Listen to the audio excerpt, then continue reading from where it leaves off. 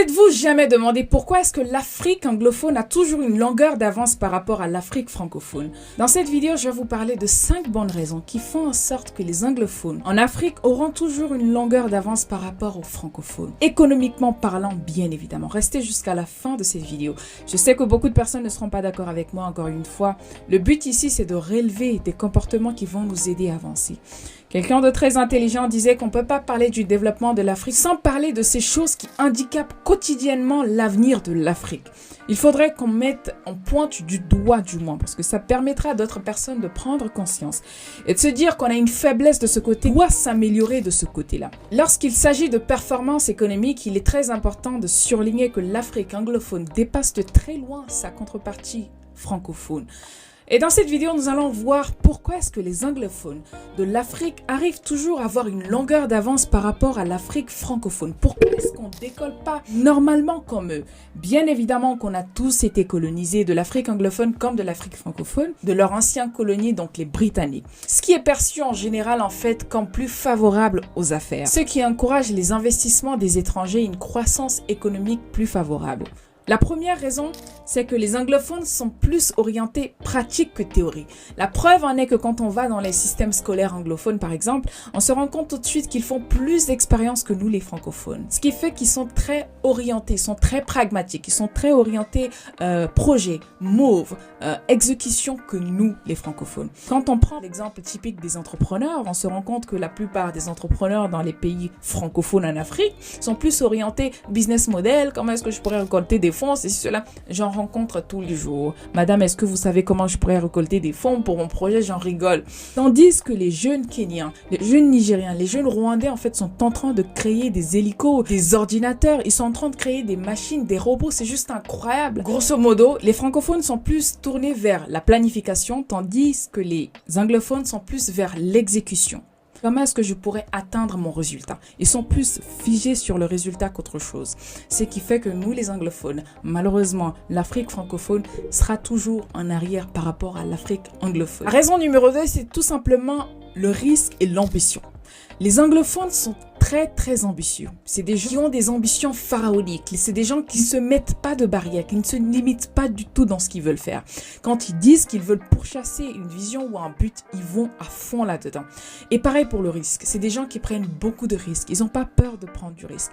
Tandis que les francophones, c'est toujours très compliqué. Alors, je vais vous raconter une petite anecdote en fait pour vous montrer à quel point la mentalité anglophone, plus précisément des Américains dans le monde des affaires, est beaucoup plus en avance par rapport à la mentalité francophone. Je ne sais pas pourquoi, mais vous allez voir. J'ai assisté en fait à une conférence où un entrepreneur racontait son parcours entrepreneurial.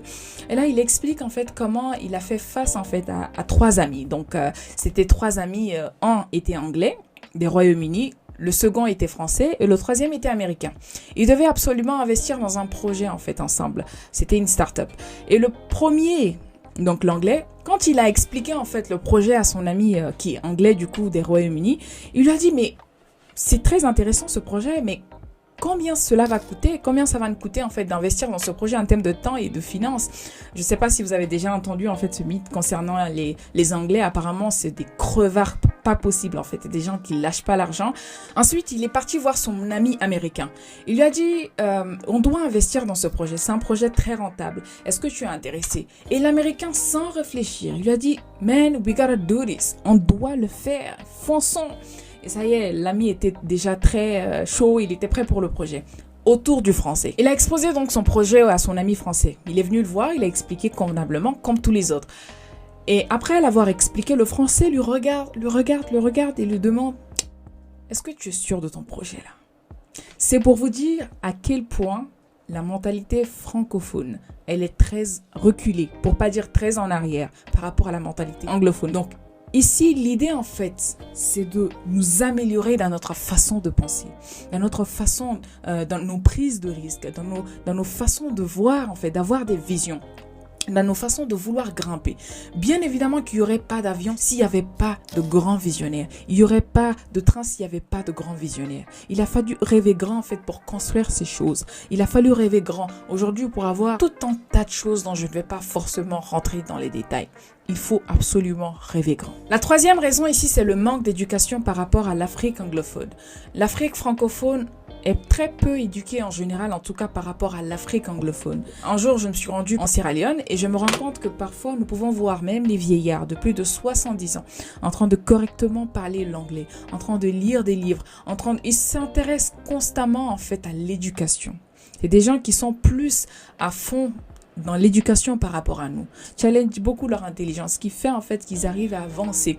Qui dit éducation, bien évidemment, si c'est bien exécuté, dit aussi évolution, que ce soit dans les finances, que ce soit dans l'économie, tous les domaines possibles. Donc l'une des choses également qui fait que les anglophones ont toujours plus une longueur d'avance par rapport à nous, ce n'est rien d'autre que l'éducation. La quatrième raison, c'est rien d'autre que l'attachement à l'ancienne colonie. Quand on va dans des pays francophones, surtout en Afrique de l'Ouest, on constate que bon nombre de choses appartiennent encore à l'ancienne colonie, telles que certains ports en Afrique, bien évidemment, ou encore de grandes multinationales, dont des banques, ceux-ci appartiennent tous à l'ancienne colonie. Ce qui fait que quand on cite par exemple des entreprises comme Total, on cite par exemple, il y en a assez en fait déjà. Et ce qui fait qu'on n'est pas apte, on n'est pas capable de contrôler l'entièreté de notre économie pour l'instant. Et quand il s'agit de l'Afrique anglophone, ils ont cette main là-dessus. Bien évidemment que pas entièrement, mais ils ont la maîtrise d'une bonne majorité en fait de leur économie. Et voici la dernière et pour moi la meilleure des raisons, c'est rien d'autre que le contrôle de la politique, le pouvoir.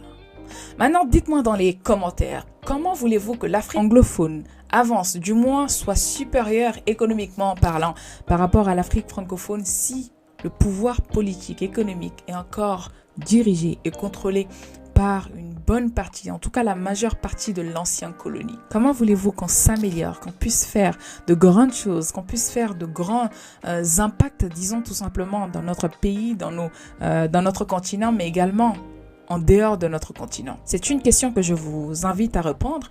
Et à votre avis, est-ce que j'ai oublié d'autres choses? Donc n'hésitez pas du tout de citer pour moi les points que j'aurais dû peut-être rajouter. Sur ce, on se retrouve pour le 15 juillet 2023 pour la masterclass de l'art de la prise de parole en public. Restez connectés. Surtout, dites-moi dans les commentaires si y a des choses à rajouter, bien évidemment. Et n'hésitez pas de vous abonner. Je vous aime très fort. Excellente soirée.